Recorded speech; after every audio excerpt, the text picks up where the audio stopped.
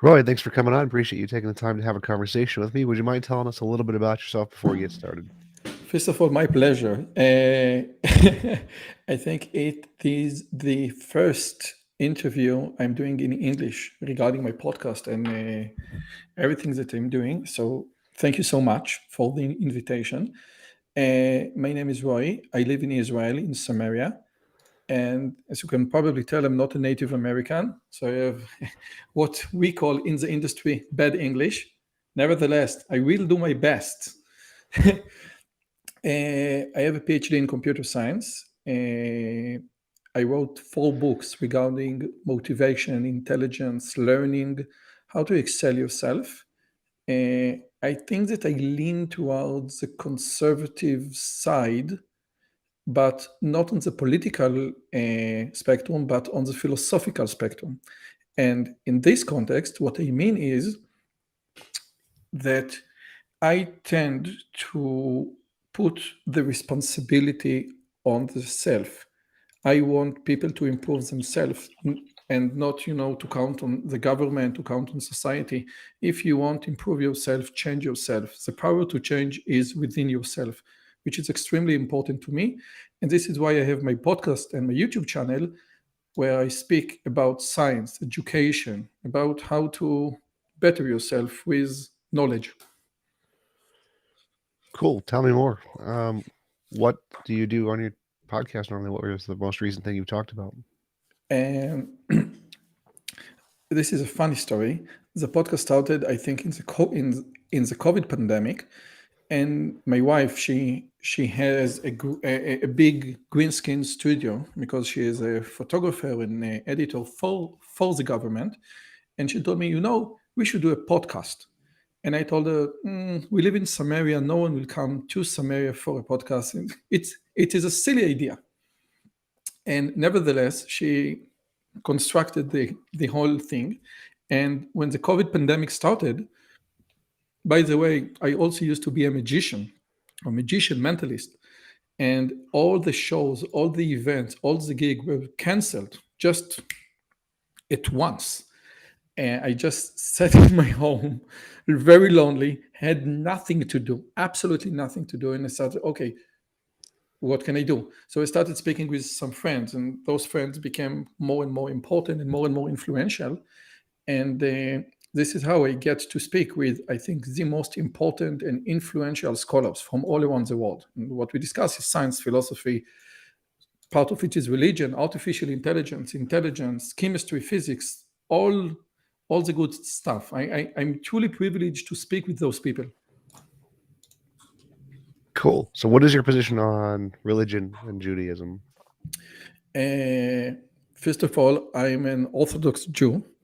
Like Remer used to say, I think in one of the episodes, told Seinfeld, old school. I'm the old school Orthodox Jew. And I think that this is my perspective. But I think that in Israel, and you live in the US? Yep. So I would think it's like a modern Orthodox because, I'm on YouTube and I'm engaged in the university and I conduct a very modern life. So I guess we don't have the term modern Orthodox in Israel, but I think that this is very similar to what modern Orthodox is in the US. What is modern Orthodoxy? I think that modern Orthodoxy is to keep both ends of the rope in one perspective or in one end to gain and to benefit most of what technology and Western society has given us, which is not only technology, but I think science. Yes, science, women's rights, etc. All the good stuff that Western society has given us.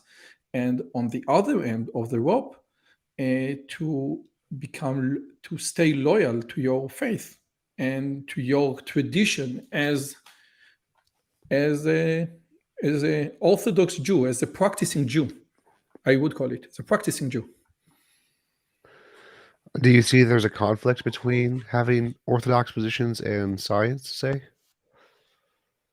This is a very good question, but I will give the short answer and then the longer answer. The short answer is no, and this is why I'm here. I think that the short answer is definitely no.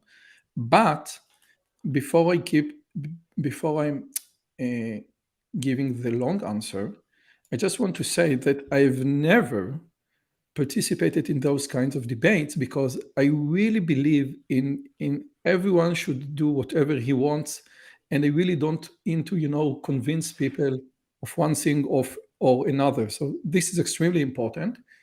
And the other aspect of this is that my ability to present or to communicate my beliefs in English, I think is somewhere limited. So I will do my best, okay? But again, I'm not into this. I'm not usually go into those kinds of conversations. And when I think your assistant emailed me and say, would you like to come to TJump? I say, it's like a debate, atheist debate, and I'm not into this. But then I watch your YouTube channel, and I saw that you interested in an Instagram girlfriend, and I thought, oh, this is a great guy. I want to speak with him. So I really don't care, and I think that the longer answer is no. But yes, usually people think if you consider Genesis, for example, to be a book that represent science, there is a very big difference between science as we know it and Genesis, what we call I think, in the US creationist. I must tell you that I've never, and this is important, I've never met any Israeli creationist to the extent of what you consider creationist. I just came across, 5 years ago, I came across the notion of creationist, and I truly understand what that means in the US. I said, wow, I have never met someone like this. Never. Yeah, they're pretty interesting. Take the Bible more than literally, I guess. Think the world's 6,000 years old. It's very interesting concept. So, what are you talking By the about? way, I think that the 6,000 years, the 6,000 years is correct, but the idea is, where is the starting point? The starting point is not the beginning of the universe. I truly believe that this calendar is the calendar is true, but the first point of this calendar is not the beginning of the universe. Is when the father, I don't know how to say it in English, but Adam had three children. I think it was, I don't know, again, sorry, because I don't know how to translate into English, but it was Cain, yes? Abel, Please help me. Cain, Abel. Cain, Abel, and then the third one, the Shet. So from the birth of the father of Shet, we count approximately 6,000 years. But it's not from the beginning of the universe. So, do you think they literally existed, Adam and Eve, and Cain and Abel, I Abraham? wanted to believe, I really don't. First, I don't know. First, I don't know. The concept of Adam, just a second. Adam and Eve, I don't know if they truly exist. I teach a Guide for the Perplexed, which I think is the most important Jewish philosophical book written in the Middle Ages. And Maimonides itself said, guys, it's an analogy. The story of heaven not really happened. It's just an analogy to the powers within man itself. And this is one notion. And since I'm a rationalist, I tend to go with Maimonides. So this whole story can be like an analogy to the powers that lies within every human being. The Adam and Eve and the snake.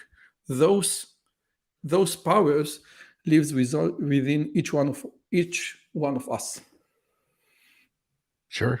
I definitely agree. It could be used as an analogy. My position is that I don't think most of them literally existed. I think the first person in the Bible who literally existed was King David. So okay, so now I think I would go with Shet and will go with Noah.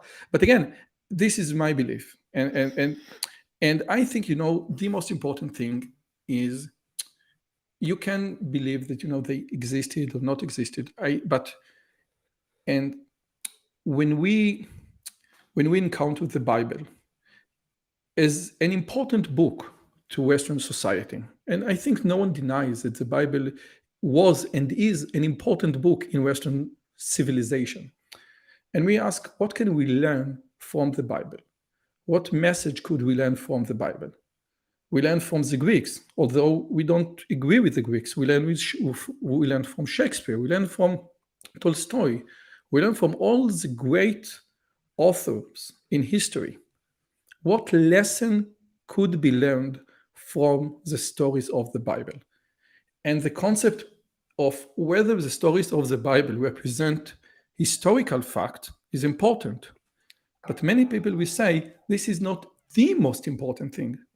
Can you gain a moral or a fundamental message to your life in the 21st century from the Bible? And my answer is definitely yes.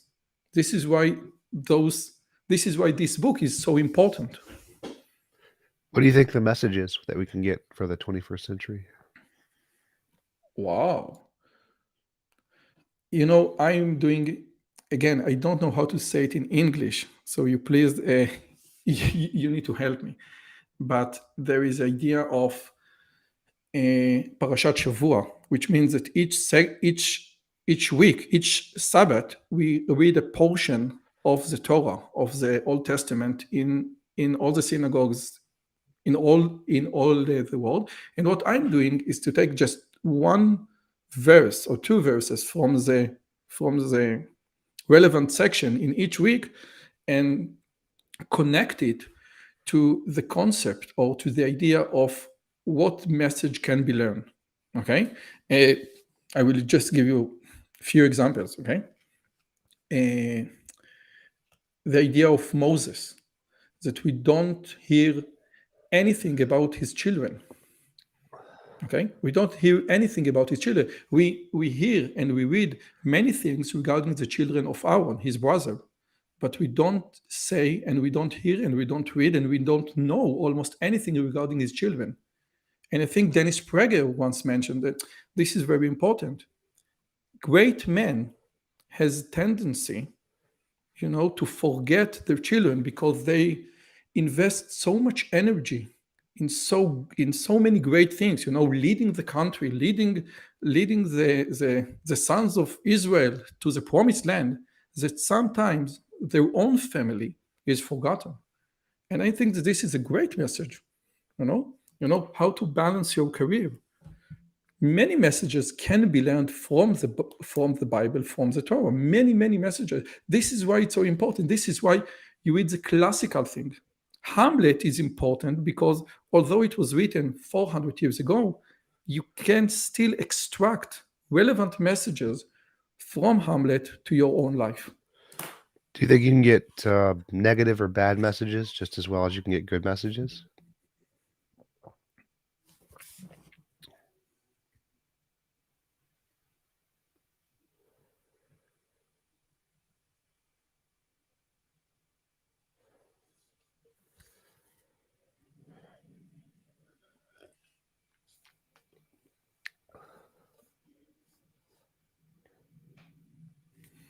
This is a good question. I don't know how to answer it. This is a good question. This is a truly good question. I really don't know how to answer it. Because as an atheist, when we read the Bible, we see more negative messages, and we see, especially here in America, many Christians interpreting the Bible in ways that can justify their bad behavior, their bigotry or whatever. So, like, one of the things that's obvious is like the Bible tells you how to treat your slave. If you can beat your slave, as long as it doesn't die and recovers in a few weeks, he's fine. Doesn't matter. You could own your slave forever if you give him a wife. You can, if a rapist, someone rapes a woman, then the woman has to become his wife. There's lots of bad things like that where God commands killing and death. He commands Jephthah to. Jephthah makes a promise that when he gets home after he wins a battle, he's going to sacrifice the first thing that comes through his door, and it's his daughter. This is a funny story. It's, and similar stories where God commands sacrifice. And remember, there was a story where there were some men chasing an angel, and he went into, I think it was Lot's house, and Lot sacrificed, Yes. gave them a prostitute instead, and they violated the prostitute and No was, prostitute. His own oh yeah, his daughters. own daughters. That's right. His Yeah. own Yeah. daughters. Not he he manipulates. He gives his own daughter for a group rape. Yes, this is a very bad thing. Okay, and again, I'm not into usually those kinds of conversation. Nevertheless, I will give you my point of view. You are absolutely right that the Torah, or if you want, you can call it the Old Testament, was given in a certain time and place. And in that certain time of place, morality and all norms were vastly different. Slaves were legal in the US up until 100 years ago. Even the Second Amendment, I recently read about the Second Amendment, and just a second, if a slave, you need to return the slave to his rightful owners, etc. In the US, the most democratic state ever existed. Okay, so the norms are constantly changing, and I think that what Sam Harris does is reading Leviticus in his modern eyes is unfair. Okay, this is unfair. Now, there is one thing for sure: we can't take the Old Testament as a text and live by the Old Testament. This is absolutely sure. But as a Jewish, we have the interpretations, and we truly believe, and this is what I believe, that those interpretations were given alongside with the text itself. And this is very important. The idea is that some of the things that we consider to be immoral, when you consider them, when you look at depth, become very, very moral. But one thing that you could ask, and this is a good question, is, I go with you. Maybe 3,000 years ago, when the Torah was given, it was the highly moral standard ever existed on planet Earth. But now we are 3,000 years older. We are much more modern. We are more moral. Therefore, the Torah is irrelevant now. It was relevant 3,000 years ago. Very good. But it's irrelevant now because now we don't need the Torah to tell us that slave is ethical bad. Do you get my point?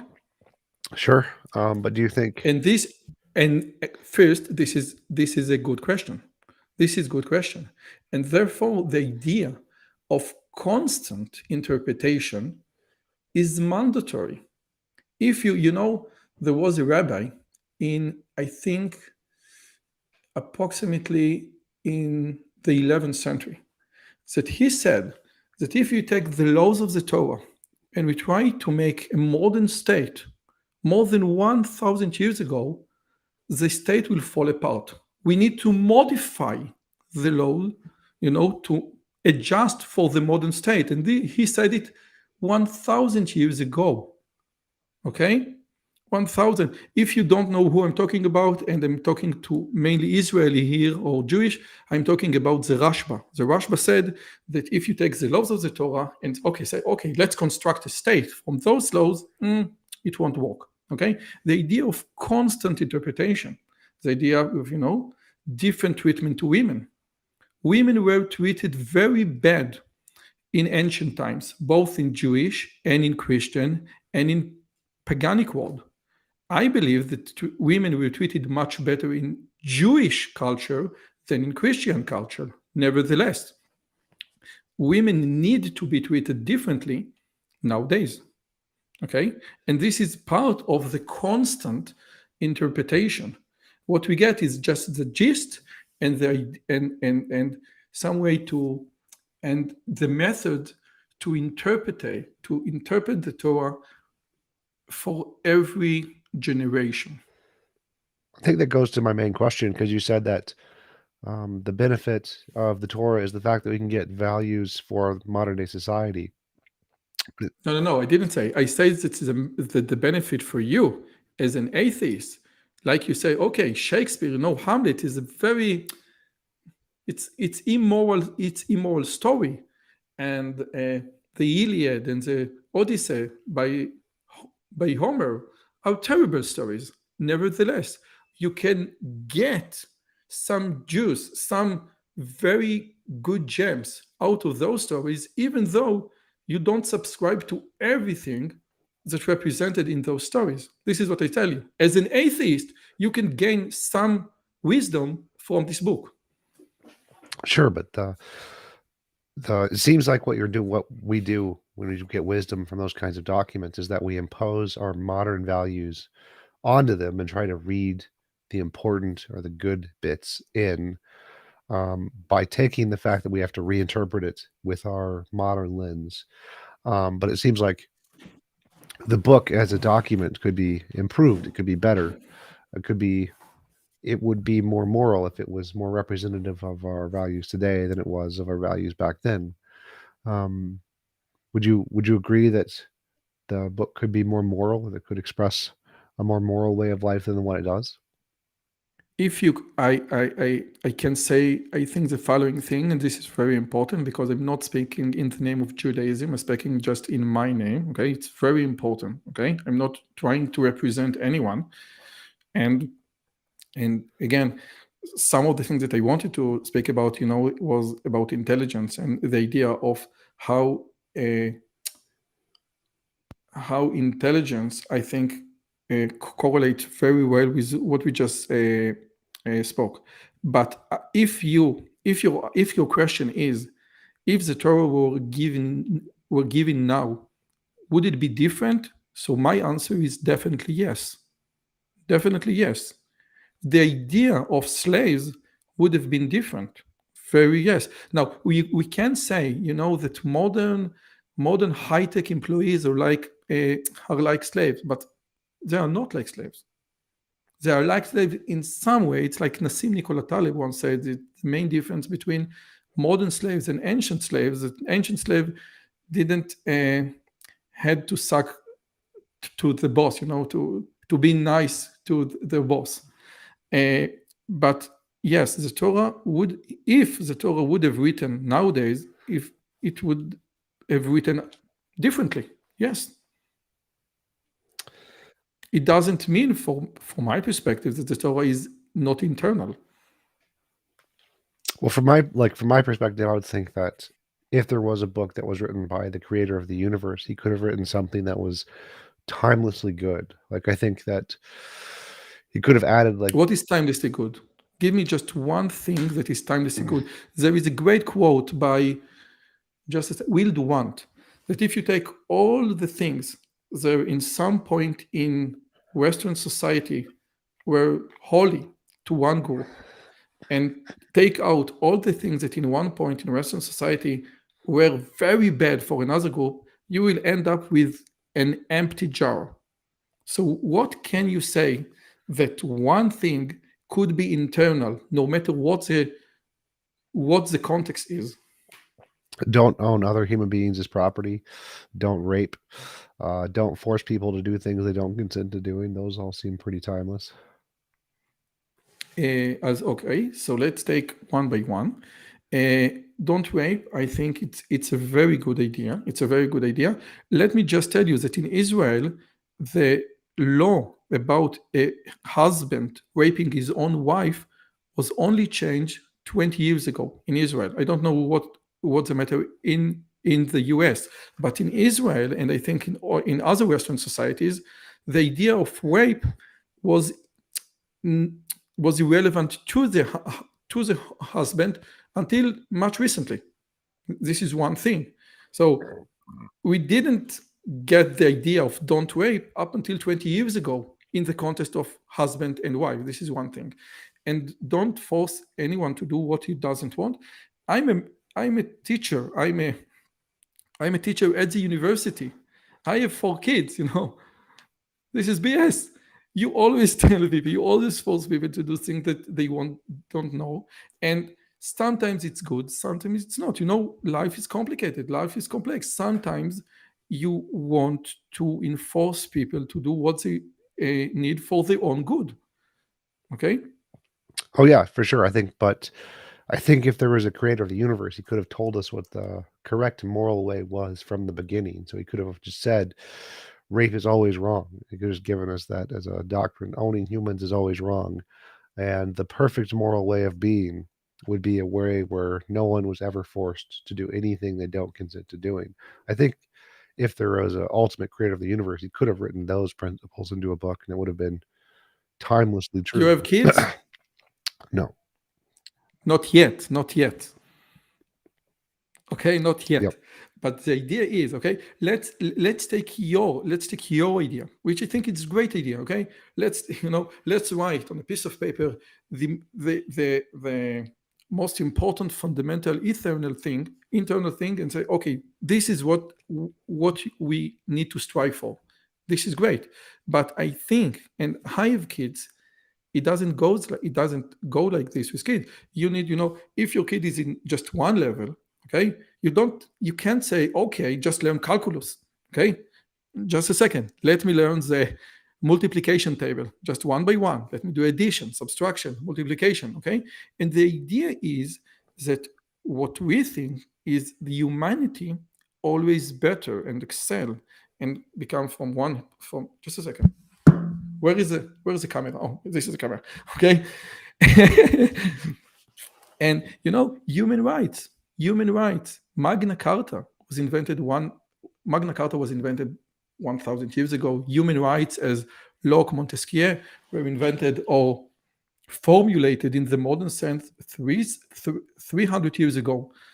If we see the progress in humanity, you can't go to the Cro-Magnon 30,000 years ago and say, okay, this is what you should do. Don't kill your other.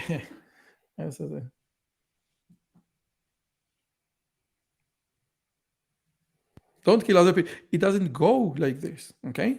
And what you need to do is to go and progress yourself. And this is why the Torah was given in a certain place and a certain time for a certain morality of humanity, okay? And we better ourselves every day. Now, my question to you is, if I may, we Sure. have basically the same size YouTube channels. I have approximately 16,000, you have approximately 14,000, and I see your numbers. And I know that this is not how you get rich. Okay, you are not doing it for the money. What you're doing right now, we are not doing it for the money. Neither you nor I. And my question is, what is your call? Why are you doing it? Why do you invest so much time and energy in this channel?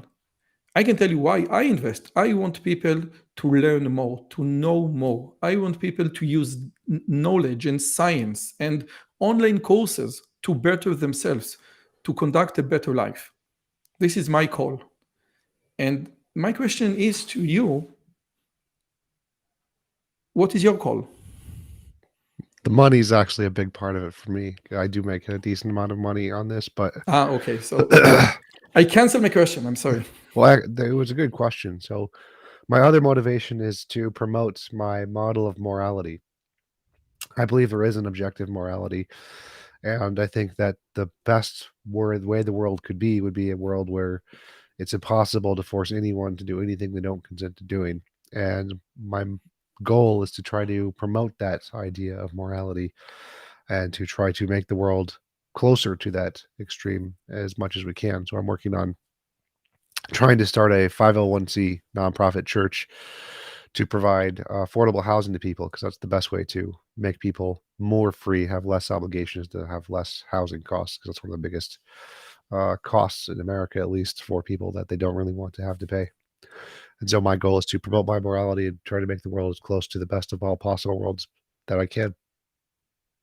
Okay, but you started with the money, which is great. Okay, because my numbers, and I thought your numbers, because okay, it is maybe PayPal and Patreon, which is very important. The idea is uh, it's like in the cave story of Plato, you want to get people out of the cave. Okay, you want people to see the light. This is what I thought is basically the idea, the premise. Sure. By the way, I don't believe in objective morality. Oh, really? I no, just a second. I don't believe, and this is very important to distinguish. We have we have moral atheist, and we have immoral theist. We have this, we have good people and bad people in all sides of the spectrum. My idea is that the intellectual justification for objective morality is very hard when you don't have God. Now, it's not just me. I think that many people say, and I heard some Harris arguments that you can, extract morality from reason, and I think even without Hume that you cannot derive out from an is, that Sam Harris is not convincing. He's a So, great man, but he's not yeah, convincing. yeah, I don't like Sam Harris's well-being model very much. But so, why do you think that morality would be harder to ground under naturalism than a god? Why do you think that a god could do it when a natural force couldn't? What do you mean by natural force? Just anything. So, like a platonic object, a priori abstract. There's lots of different potential things that morality could be. Instead of it being grounded in God's nature, it just could be grounded in the universe's nature. Why would that be any less real? Just a second. Before we move on, I think that some of the things that we speak about, we say the word God many, many times. And usually, when I debate secular people in Israel or atheists in Israel, my my only my most quoted sentence is, "The God that you don't believe in, neither do I." Okay, so if God for you as a concept of Michelangelo in the Sistine Chapel, the big old guy with the purple dress, I don't know, and this painted everything, and God is like the guy from the bank that you pray to get the parking spot in the middle of New York. This is not what I believe in God. Okay, so what is the God that you don't believe in? I define God as a mind that created the universe. That's it. Okay, and from your perspective, the the blind watchman, like the Dawkins argument of everything in reality came to existence out of randomness. This is basically the idea. I think it was determined by physical forces. So randomness could be a part of it, but I think it's determined by physical forces. And where do the physical forces came about? Quantum fields. Quantum fields are the fundamental thing in the universe. They are uncreated. They exist outside of space and time, and they created everything else. So it's like there is a great. Are you familiar with a guy named Terence McKenna? Terence Yes. McKenna, he Yes. introduced the concept of I don't know this functions. This just a second. Frankenstein, No, no, no, no, amalgamation. no. Hallucination, and he said that modern science, based off the principle of give me one miracle and I will explain everything. And the one miracle is that the whole universe with all existence and all the forces and all the physical forces where just pop out of existence in from nowhere, and from that I can explain everything.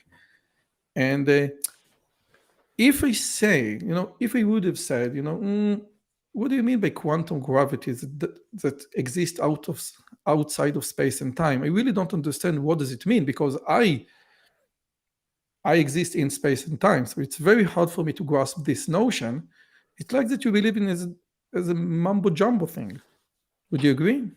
No, I would not agree. I would think that we have evidence to indicate quantum fields exist. We have very good evidence to indicate they exist.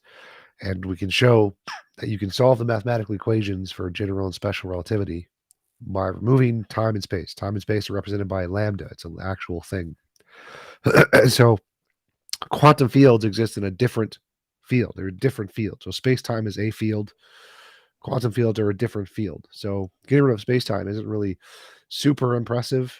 We exist in space-time, but it's just one field. It's not everything. It's not required for anything to happen. It's just one kind of a field. And so you can have other kinds of fields. And there's a large body of evidence that indicates these do exist. But what do you Whereas, mean when you say field? I major in physics, and you need to, we need to have assumptions regarding all the things. It's like, the multiverse, or the multi-universe theory in quantum mechanics. What do you mean by that? What do you mean? I will say that, the idea of a mathematical formula, like the Pythagorean triangle, okay, is exist outside space and time. Okay, this is great. But this is not say nothing about reality. When you say quantum field, and when you say, okay, those fields and the laws, the physical law derived from those fields exist and continue to exist and be the same today, tomorrow, yesterday, I can ask, why? Why should they be the same? Why should the same law applies to the chemical element in my finger and the farthest galaxies in the universe are the same laws? And this is a good question. It's not me possessing this question. Many great physicists propose this question. I think it's a good fundamental question. Would you agree? sure. And the answer is, I don't know. There's a what I define as a quantum field is an actual object. It's a physical object. It's not just a mathematical formula. So it's not abstract. So it's outside of space and time, but still a physical object because it's a different field. Space-time is a field, and there are other fields, and they equally as well exist. But physical Abstract object objects, cannot, but just a second, physical object cannot exist outside space and time, no? sure it can. Why wouldn't it be able to? I think you're confusing space and time as being all things, but space and time are not all things. Space and time is one kind of a thing, and there are other kinds of things, other fields that are not space-time fields. So there's lots of different fields. Space and time is two kinds of fields, or one kind of field. And there are other kinds of fields that are not space and time. They're different fields. But they're all physical fields. They're all physical things. Not like abstract objects don't exist in fields. They don't exist anywhere. But there are different kinds of fields. Space and time is one kind of a field, and then space and time can be results of other fields. I read now the comments. For one that said he studied physics and he liked the idea of personality outside of space time better than a field. Okay, dude. By the way, I don't like the idea of personality. This is exactly what I said. But from those comments, I see that our audience right now is basically atheist. It's like a wrestling debate. Let's go for the theist. And mumbo jumbo. It's the idea of. I really try when I try and when I conduct conversations. And you're great. By the way, you're great. Thank You're you. doing a great role as an interviewer. You're really great. But the idea is, I truly want to present, the other perspective. And from what I see, and I read the comments now and I read the comments on your YouTube channels, it is like, okay, let's see how we can destroy all religious argument. And I think that we lose something because we don't talk. You already convince. You convince the already convinced. You get my point? I guess so. Like, if your goal was to try to educate the audience on new things, that would be true. From my perspective, my goal is to challenge all ideas to learn more about them. The way I learn is by challenging ideas, trying to deconstruct them, and if they can't be deconstructed, then I find them more compelling. And so the way I learn about something is by trying to deconstruct it. And if I can't, then it is usually a better idea. And so, as opposed to simply presenting information, the way I try to evaluate it is by seeing if I can find weaknesses in it, poke holes in it. And it's just the way I learn. This is great, and which goes back to the refutation theory by Karl Popper. But I had a talk with Rupert Sheldrake uh, on on the podcast, and he wrote a book named Science Set Free. And in this book, he said that science is stuck in dogmas, and he presented 10 different dogmas. For example, that the laws of the universe, the constant of the universe, are always constant, and he is not religious in any way, shape, or form. But he said, listen, we have evidence that the speed of light was changing dramatically in the 30s and 40s.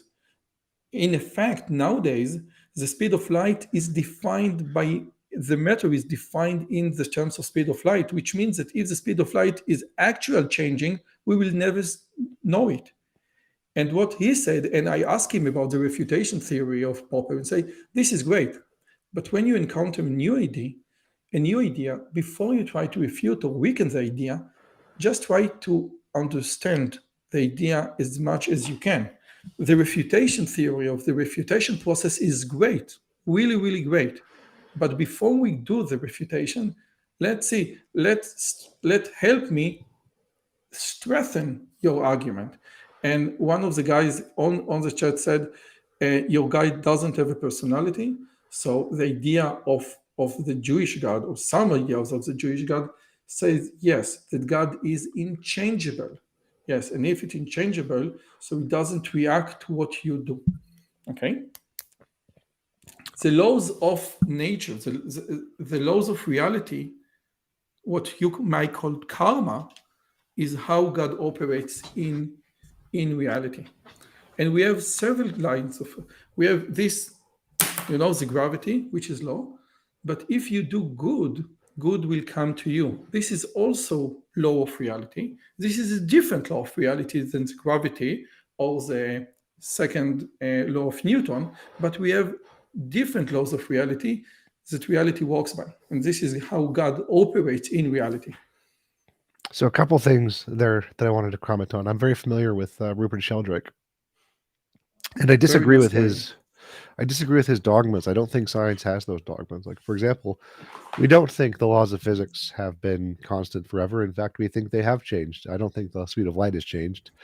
But for example, gravity used to be repulsive at the early universe, goose early universal inflation. So we don't presuppose that the laws of physics have always been the same.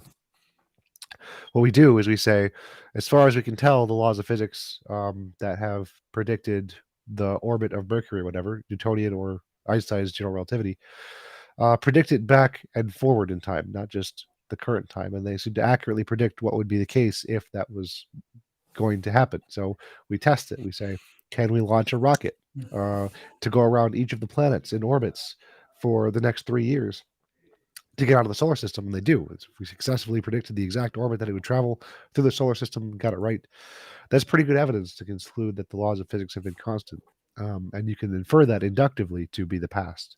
And so we don't have any reason to think the laws of physics have changed. I don't know what he means when he says that the speed of light was slower. or faster in the 1930s and 40s. That would be very strange, because the speed of light governs how fast electrons move around particles. And so if the speed increases or decreases, the radius of No, yeah, particles. the idea, the speed of light is 1 divided the square root of mu 0 epsilon 0.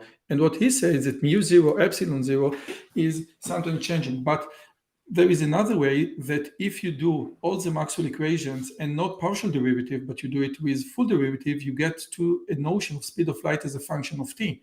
What you said right now about science doesn't have dogmas, Sheldrake himself told me that his book came out, Set Science Free. The editor of Nature compared his book to Mein Kampf, to Hitler Mein Kampf.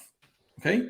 And this is a very inappropriate comparison for something that, a hypothesis about nature and about science and about, the measure or how to do good science.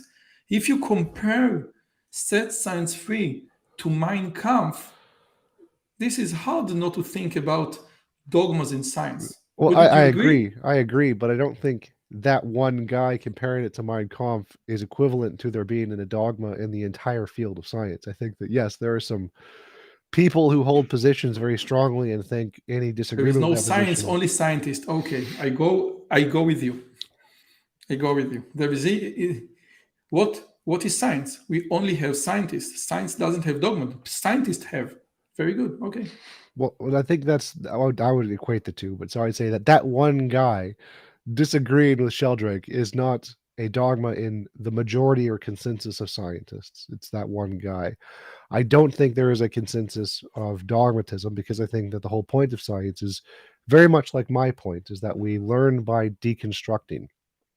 So any worldview, any idea, they're all fine. You can start with whatever idea you want, but you have to have some method that could differentiate that idea from imagination.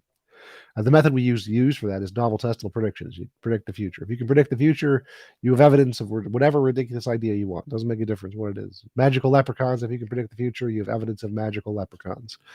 But Sheldrake and other post hoc philosophers essentially are just taking the scientific method and critiquing it, but have nothing to show for it. They can't predict the future. They don't give us any new information. They don't have any way to verify their claims. They're just post hoc claims, and post hoc claims are perfectly valid. Like you can justify anything with post hoc claims.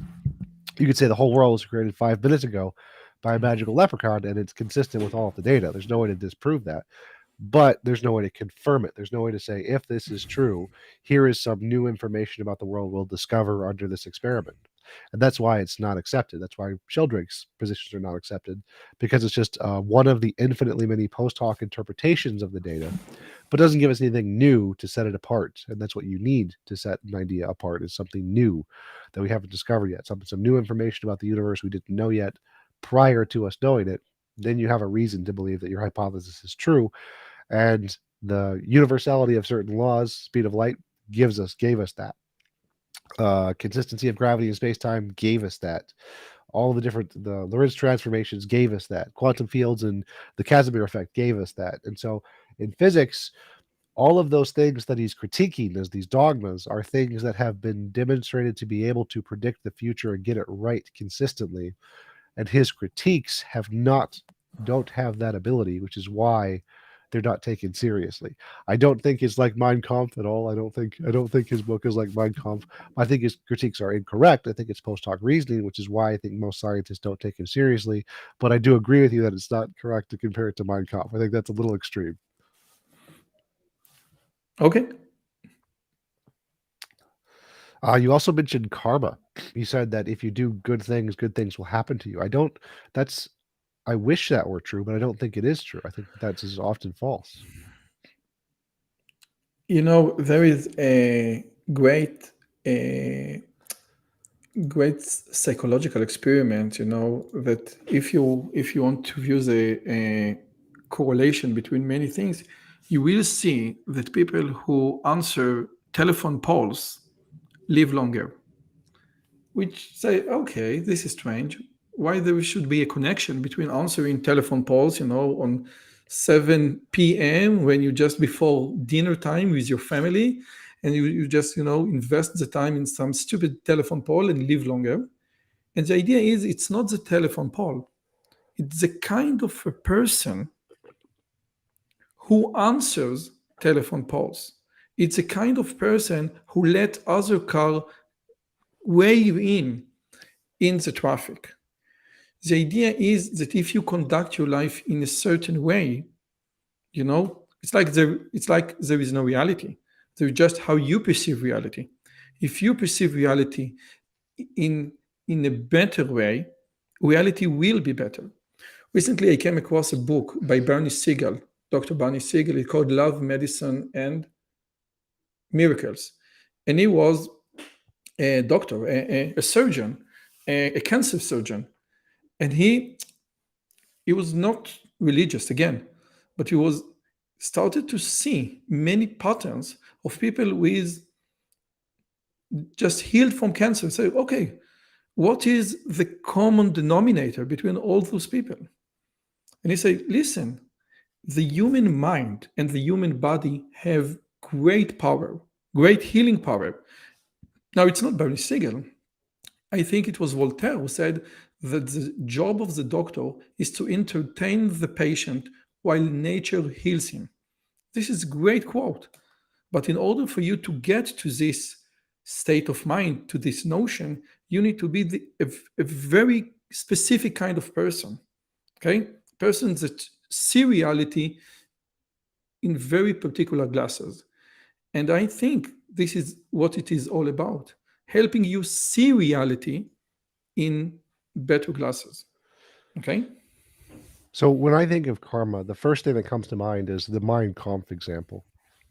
Like I would imagine that the Jews, who were most of them who were enslaved and went to the gas chambers, were very nice people, very good, kind people, and I imagine the jailers were probably not very good people, or at least not at that particular time when they were gassing them.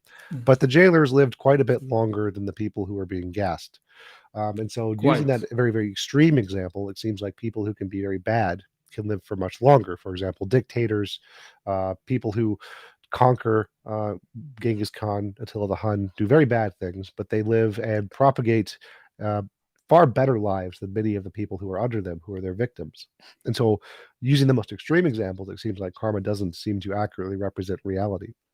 What do Now, you about mean? No, no, no. This is great example. This is great example. And I think what we are missing here, first, the idea of evil in reality is a very profound problem in all religion. Okay, first, this is a very profound problem in all religion. I think even King David, yes, King David in Psalms, I don't know how to say it in English, but he say how the evil men prosper.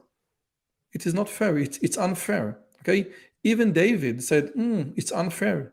David was a good man, but was hunted by King Saul, and it was unfair. But he did nothing bad. Okay, up until this point. So you have a very good point. The idea is that you can lead better life even in the harshest scenarios, even in concentration camps. Okay, even in concentration camps. Let me give you the one example that I love so much. Natan Sharansky. He was a he was prisoner for the Soviet Union for I think 20 years, and he wanted to go to the land of Israel, and he was a prison for 20 years. And he told the judge in his sentence, "You sent me to jail, but I am more free than you because my mind is free. My body is not. I'm chained in this very small room." Okay, so the idea of free, of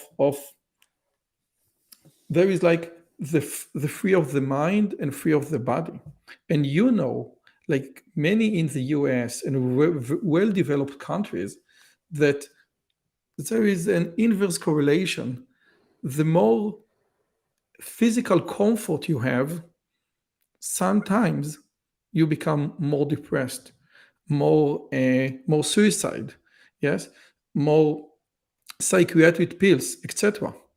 There is a this is this is why we Westerns so obsessed with India, because India in the physical level they have nothing, but on the spiritual level they have wow. Okay, and we envy in India. We want this freedom of the mind. We have everything. We have this great couch, okay? But sometimes this couch is not enough. Oh, sure, I would agree, but I think that was idle minds or idle hands lead to a corrupt mind or something along those lines. I forget what the quote is. When you have more time to think and you don't have to literally work every minute of every day, that can lead to depression. Higher intelligence leads to depression. People who are more intelligent tend to have more depression. So if you have malnutrition and that lowers your intelligence, you're less likely to be depressed, even though you have an objectively worse life. So I don't think that the level of happiness is an accurate measure of how we should determine whether or not someone is truly living their best life or whether or not they have a valuable life in that just because they feel happy. I think you can make people feel happy with miserable lives. People can be deluded and deceived by religious figures or indoctrinated by cults or all kinds of things to make them feel happy or think they're happy when they're genuinely don't have fantastic lives.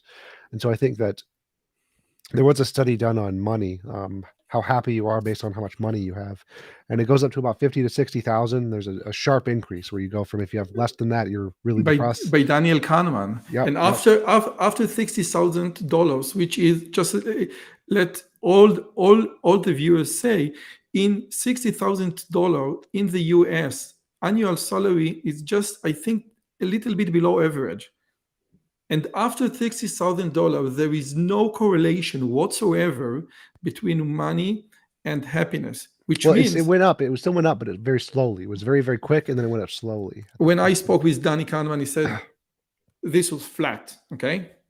Uh, And I spoke with Danny, okay? I want to dispute that in the book, in the actual paper. It actually shows it going up, but very slightly. So after the 50,000 mark, it's a very steep increase. But after that, it goes up only a little bit. So it still goes up, but a tiny amount. So it's not a significant degree statistically. So it's not correlated to the amount of happiness. The amount of money you get is no longer correlated to the amount of happiness you get above that rank, but it still goes up a tiny amount. I think the most important idea that even your viewers and your listeners and all the guys on the chat can get is Western society, and we are part of Western society. I'm an Orthodox Jew living in Israel. You're an atheist, Christian atheist. You say Christian atheist? No, that's more like a Jordan Peterson. I'm just an atheist. Just an atheist. Okay, but you're not Jewish. No, I was a Okay, so Christian. I was a okay, Christian who became an atheist. Yeah. okay. So there is atheist, Jewish, and there is okay. Nevertheless, we are product of Western society. The two of us. We speak English. You much better than me, but nevertheless. And the idea of Western society is we focused on the self. Pico della Mirandola said, "Oh, you just look at the self." We start the Renaissance. Okay, we concentrate not on the deity, we concentrate on ourselves. But, and there is a great but, the concentration of the self gave us science, gave us technology, gave us many great things. But if you really want to pursue true happiness, you need to concentrate on the other. You need to just do good to other people. Now, you can debate what is good to other people, but intuitively, like in your rational morality or objective morality, we know what doing good for other people. You make other people like the focal point of your life. This is the only way one can pursue true happiness. And this is not like an objective to get to happiness. This is byproduct of meaningful life. Meaningful life, which means that you put the other, which can be your spouse, your kids, your neighbor, your society, as a focal point instead of you. I think this is a very important lesson. Would you agree? I partially agree, but partially disagree. But I also wanted to say, you said there was an hour limit on the conversation, so I wanted to check on your time if you have more time or if not, because we are at the hour mark. Yeah, 3 minutes. Okay. All right. So Okay. the way I would disagree is that I think that people are different, psychologically, biologically, and so I did a lot of. I had major depression in my childhood, and I was doing a lot of searching to try and find ways to overcome that. And the sentiment that you just expressed was one of the things that I invested a lot of time in trying to explore, devoting time to helping others through volunteering my time at the Red Cross, at Habitats for Humanity, Salvation Army, doing things to try and help other people. But it never made me feel better, not even a little bit. And so I think that it's wrong to generalize happiness to say that that devoting your life to other people gives people true happiness. I don't think that's true. I think it's true for many people, and I think that that's evolutionarily the case, that most people are biologically designed to get more dopamine from being around other people, specifically women and children. They get a lot of oxytocin from that, which is a really hard thing to get from anything else. And so they can probably get more fulfillment from children than anything else thanks to biology. But I think that to generalize that to all people would be inaccurate. I think there are many people like myself who don't get oxytocin or dopamine from helping others as much due to our psychological state. I was diagnosed with autism, and people with autism don't have the same kind of an emotional connection to other people. And so they don't get the same kind of fulfillment from helping other people that most regular, normal human people do. And so I think that it's true happiness is something that you should need to investigate on your individual basis based on how your brain and your biology works to understand what gives you fulfillment. And I think that's going to be different for each individual.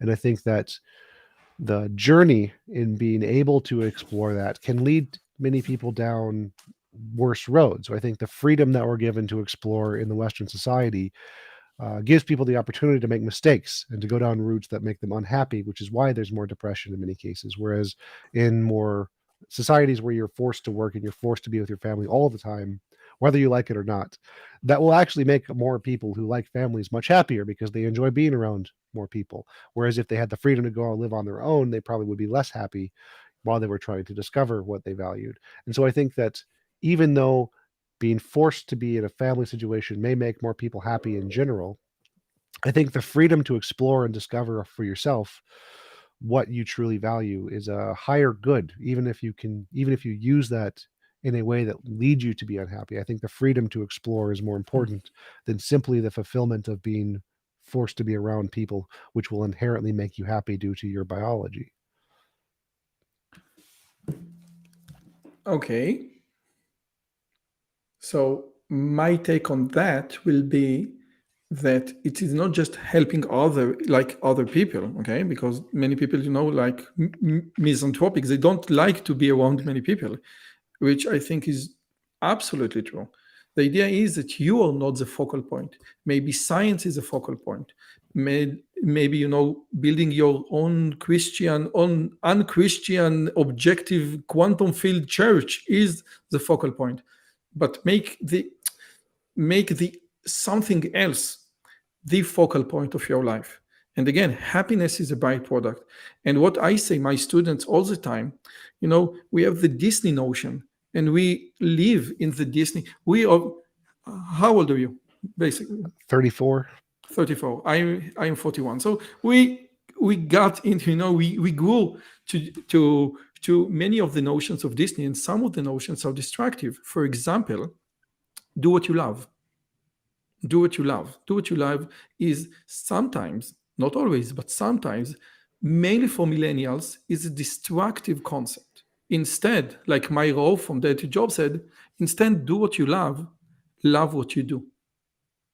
Okay? Focus of what is meaningful, what is important, what is the focal point of your life, what is the most meaningful thing, and try to love this thing instead of, what do I love? Should I do this? Okay, you are not the focal point. Make something else the focal point of your life.